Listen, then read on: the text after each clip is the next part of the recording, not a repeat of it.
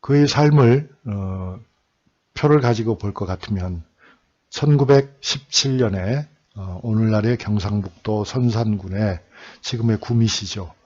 농촌 가정에서 아주 가난한 농촌 가정에서 출생했습니다. 막내 아들로. 한 번의 전기는 그가 초등학교 다닐 적에 공부를 잘해서 결국 대구 사범학교에 진학한 것이죠. 1932년입니다. 그 다음에는 이제 문경에서 교편을 잡습니다. 사범학교를 졸업하고 선생님이 된 거죠. 그런데 이렇게 해서 순탄하게 흘러갈 박정희 인생이 아니었던 거죠. 왜요? 그는 다른 선택을 했기 때문이죠. 고개입니다. 1940년이었죠. 교사라면 당시에는 좋은 직장이었는데 박정희는 교사를 그만두고 만주에 있는 일종의 사관학교죠. 신경군관학교에 입학합니다. 말하자면 관동군 장교가 될 길을 가는 거죠. 관동군이라고 하는 것은 일본군입니다. 말씀드린 것처럼 만주는 일본의 사실상의 식민지였고 따라서 만주를 지배하는 것은 일본의 관동군이었다. 박정희는 그 장교가 되는 겁니다. 그리고 이제 해방이 옵니다. 1945년에. 그런 다음에 일제시대에 장교를 했으니까 처벌을 받아야 할 것 같은데 박정희는 살아남죠. 박정희만 그런 게 아니고 당시 세상이 워낙 혼란해서 그런 친일 경력을 가진 사람들을 제대로 벌주지 못했습니다.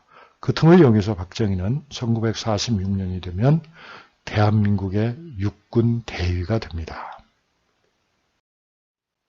참으로 대단한 변신이죠.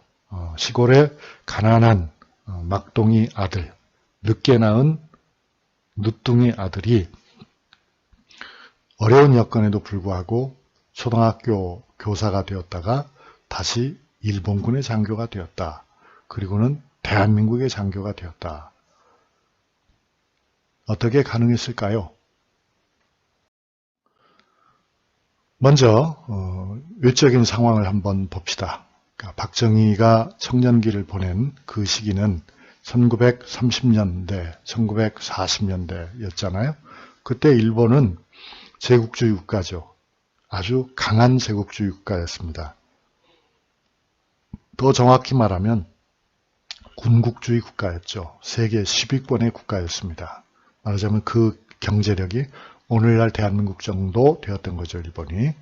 그래서 그 당시 일본은 한국과 대만이라고 하는 타이완이죠, 대만은 두 개의 식민지를 가지고 있었는데 그것으로는 만족하지 못했다. 일본은 보다 더 큰 시장, 보다 더 훌륭한 원료 공급지를 원하고 있었다.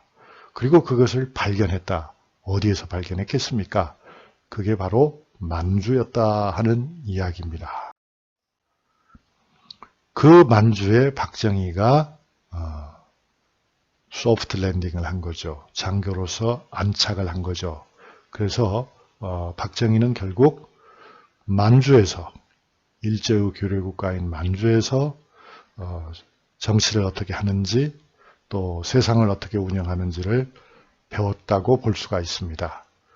그 누구도 그 당시에 일개 소위 또는 중위인 청년 장교 박정희가 훗날 세계사에 이름을 남기는 그런 엄청난 역사적 변화의 주인공이 될 거라고는 알지 못했을 겁니다. 아마 그건 박정희 자신도 몰랐겠죠. 지도를 한번 보시겠습니다. 만주란 굉장히 큰 영토죠. 이 만주는 아시다시피 옛날 고구려, 그보다 더 거슬러 올라가면 고조선 시대부터 우리와 인연이 있는 우리 땅이죠.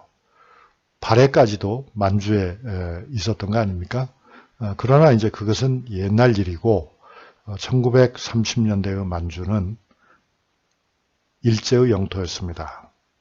말씀드린 것처럼 직접적으로 지배하는 곳은 아니고 묘한 형태의 식민지였다.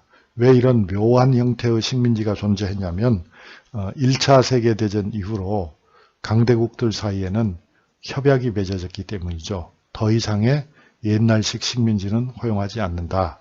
그래서 이제 이런 말하자면 위장된 식민지가 존재했던 건데요. 중심지는 안중근 의사가 그를 누굽니까? 이토 히로부미를 쏘아 죽였던 하얼빈, 그 아래 지린, 길림이라고 우리가 말하죠. 그 다음에 이제 압록강 하구에 있는 단둥성 이렇게 있어서 만주라는 영토 안에서 우리 한국 사람들이 많이 살고 있던 지역은 간도 지방이고요. 길림성에서 서쪽으로는 서간도라고 부르고 그 다음에 동북쪽으로는 북간도라고 불렀습니다. 바로 여기가 이제 박정희의 청년 시절의 활약 무대가 되는 거죠. 관동군은 중국군과 대립된 관계였어요. 그래서 이제 일제는 신경국문학교를 만들어서 일본 사람, 만주 사람, 몽골 사람 등등 중국 사람도 있죠.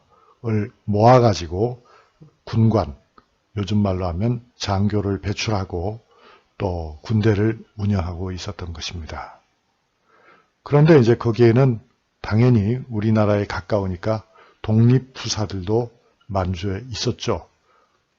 그러면 이 관동군이라고 하는 존재는, 박정희가 속한 관동군은 중국군만 상대로 싸운 것은 아니고 독립군을 무찌르는, 말하자면 독립운동을 좌절시키는, 독립군을 토벌한다고 하는 그런 위치에 있었던 것입니다.